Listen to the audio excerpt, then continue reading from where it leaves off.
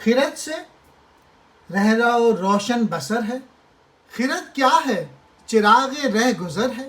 درون خانہ ہنگامے ہیں کیا کیا، چراغ رہ گزر کو کیا خبر ہے. کہتے ہیں عقل کو، رہرو کہتے ہیں مسافر، روشن بسر دور تک دیکھنے والی آنکھ مراد ہے. چراغ رہ گزر راستہ بنانے والا چراغ. درون خانہ گھر کے اندر، ہنگامے کہتے ہیں ہلچل کو. عقل کی بدولت مسافر کی آنکھ روشن ہو جاتی ہے، یعنی وہ دور تک دیکھنے لگتا ہے. عقل کیا ہے؟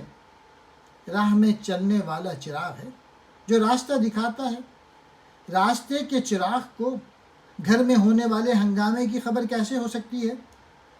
مراد یہ ہے کہ عقل ایک حد تک مددگار ثابت ہو سکتی ہے، حقیقت تک رسائی اس کے دار اختیار میں نہیں. میسج یہ ہے کہ عقل و دانش کے طفیل انسان کو بصیرت مل جاتی ہے.